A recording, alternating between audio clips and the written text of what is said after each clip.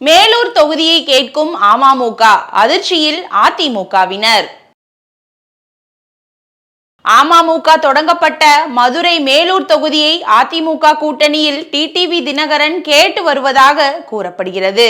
தொடர்ந்து கால் நூற்றாண்டாக வெற்றி பெற்று அதிமுகவின் கோட்டையாக இருக்கும் இந்த தொகுதியை அமமுக கேட்பதால் மதுரை மாவட்ட அதிமுகவினர் அதிர்ச்சியடைந்துள்ளனர்.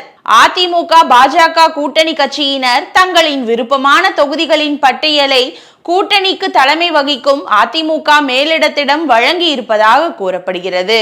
கடந்த முறை மதுரை மாவட்டத்தில் அதிமுக 8 தொகுதிகளில் போட்டியிட்டு மதுரை மேற்கு, திருப்பரங்குன்றம், மேலூர், திருமங்கலம், உசிலம்பட்டி ஆகிய 5 தொகுதிகளில் வெற்றி பெற்றது.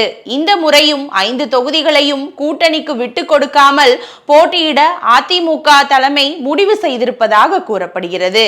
இந்த 5 தொகுதிகளிலும் அதிமுக தொடர்ந்து வெற்றி பெற்று அதன் கோட்டையாக திகழ்கிறது.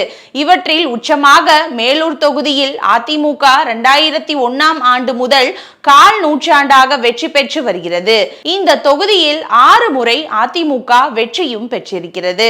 தொடக்க காலத்தில் காங்கிரஸ், திமுக இந்த தொகுதியில் வெற்றி பெற்றுள்ளன. அதன் பிறகு அதிமுக வசம் இந்த தொகுதி முழுமையாக வந்துவிட்டது. இந்த முறையும் அதிமுக இந்த தொகுதியில் களம் இறங்க தொகுதிக்குட்பட்ட புறநகர் கிழக்கு மாவட்ட செயலாளர் வி. ராஜன் செல்லப்பா மேலூர் பகுதி நிர்வாகிகளுடன் கடந்த ஓராண்டுக்கு முன்பிருந்தே தேர்தல் பணிகளை துவங்கிவிட்டார். இந்த நிலையில் அதிமுக பாஜக கூட்டணியில் திடீரென அமமுக இணைந்த நிலையில் டிடிவி தினகரன் மேலூர் தொகுதியை விரும்பி கேட்பதாக சொல்லப்படுகிறது. அமமுக மேலூரில் தொடங்கப்பட்டது என்பதால் அந்த சென்டிமெண்டில் அங்கிருந்து தனது கட்சி எம்எல்ஏவை சட்டப்பேரவைக்கு செல்ல டிடிவி தினகரன் விரும்புவதாக கூறப்படுகிறது.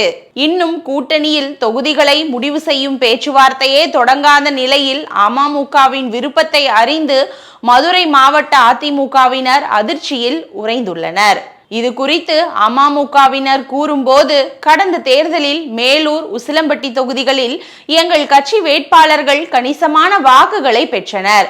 மேலும் மதுரையில் ஒரு தொகுதியிலாவது போட்டியிட திட்டமிட்டு உசிலம்பட்டி, மேலூர் ஆகிய 2 தொகுதிகளில் ஒன்றை கேட்கிறோம். கிடைக்கும் என்று நம்புகிறோம்.